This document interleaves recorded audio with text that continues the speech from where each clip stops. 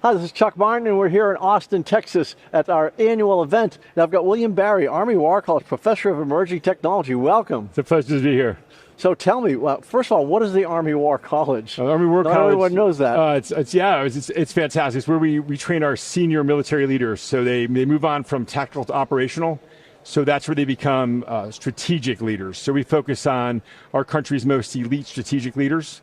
So they go out from there, and we only have lieutenant and colonels and colonels as students, and then they leave from there to their next duty station. So it's an honor to be with them. So you're dealing with emerging technology. Yes, sir. How do you keep up? There's so much of it. Well, I think it's pretty hard to keep up. I think it's the idea of having a community of people around you that are always challenging you and working as a community. So you wake up in the morning, every day there's a new large language model, there's something new and shiny. One of the advantages of being at the Army War College is I'm surrounded, how about this? I'm never the smartest guy in the room. It's pretty refreshing. So you're surrounded by people that are all experts in their areas. So we're constantly interchanging that information. How did you get into that? Well, it's interesting. It started way back when I read Isaac Asimov had written this article called The New Teacher. And it was way before like the internet. And he said, imagine if we all had, when we were younger, this he thought then, a TV station. And it could be with you your whole life, and then they would all talk to each other and learn from each other. Imagine how smart you would be having this, Billy station.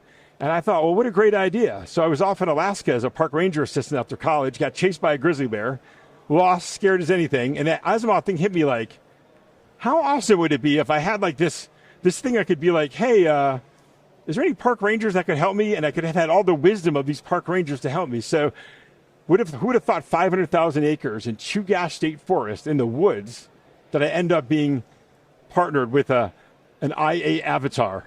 So that's how I got to it. So tell me about the IA avatar. So it's interesting is we really don't talk about artificial intelligence as a replacement. We talk about it as a cognitive asset, but an IA is to augment your intelligence, right? So the idea is as a partnership, right? It's not just a tool, but you partner with it. And as a human machine team, how much more powerful you are.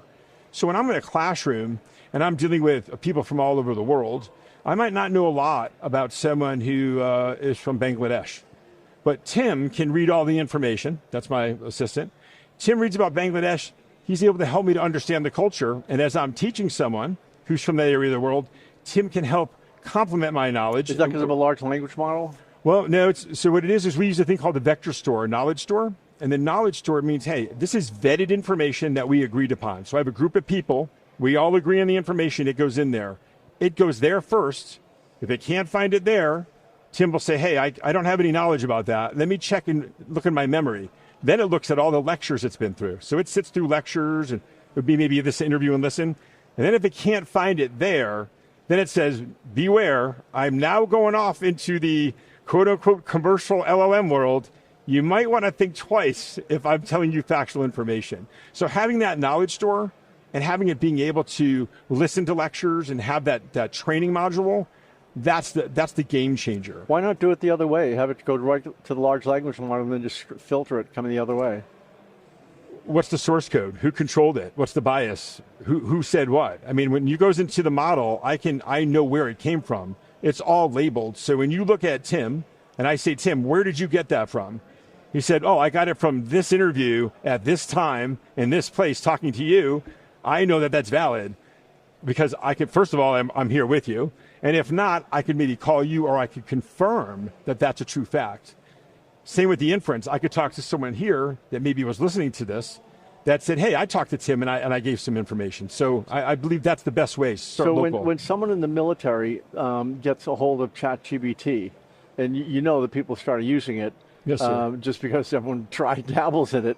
What does the military officially come out and say? Did they be careful of this stuff, or don't use it, or what is it? Right. Well, first of all, I got to be clear, right? I don't speak on behalf of the DoD or the Army. We have to do that classic line. Nobody does. But I'll tell you what we do. Like, for instance, I'm teaching with Dr. Kathleen Moore, right, in data science class. And we're looking at data fluency, right, being critical consumers of data. So we take a tool like ChatGPT, and we look at what's its infrastructure, how does it process knowledge, so that you look at what is it useful for. So almost any tool, LLM that's out there, if you know what its strengths are, you can partner with it. So you don't have to have the ultimate tool, right? If you're very intelligent at what you do, you just need something that maybe gives you a reminder. There's a study that just came out. But do people know this in the military? That's what we're training people on, right? So the idea right now, if you look at the work like Project Lima coming out, our Task Force Lima out of the Pentagon, they are specifically looking at what are the large language models being used across the DoD so that we can make sure that we have responsible, ethical LLMs. So that's out of the CDAO's office. But there are so many people in the military. How do you train everybody? Well, that's it all comes down to education, right? So you look at like great people like General Hennigan for MCU, the president of it. Someone like that is going from the very beginning of your career, educating you about being a critical consumer of knowledge.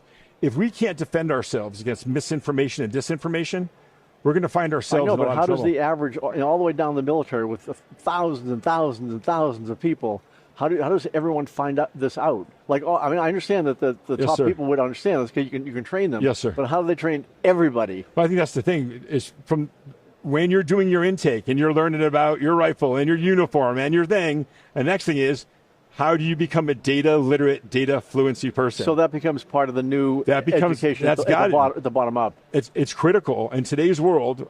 If you look at our enemies or our potential enemies, if we don't understand how to be data literate, data fluent people, you and your weapon are not going to be that useful. The war is up here and speed of thought, so decision dominance is going to be key. So a year from now, we're sitting here and we're talking about these things. Yes, What sir. will we be talking about? I think, sir, we're going to be talking about the proliferation of disinformation and the inability for us to discern what is real and not real. When you look at deepfake video and the idea that I take 30 seconds of your voice and I can replicate it, just from this interview, if I take this tape, I can make a perfect replica of you, have you make a Zoom call and say to your best friend, can you send me $50? I need this. And why wouldn't they? It's your voice, it's your image. It knows what you do because I've done a background on you. So next show, your computer can do all my interviews. I think next show, the computer that Tim we're doing, Tim's going to have to learn how do we start identifying misinformation and disinformation. So how do we start analyzing voices better? How do we start being able to figure out what's real, quote unquote, and not real? And that's going to be the challenge, especially as we start looking more and more like people being in the metaverse, right? How do I know it's you in the metaverse? Because he says it's you. And that's going to be a problem if we all have avatars and live in this avatar world. Well, I look forward to that conversation. You too, sir. I do. That was an honor. Thank you very much.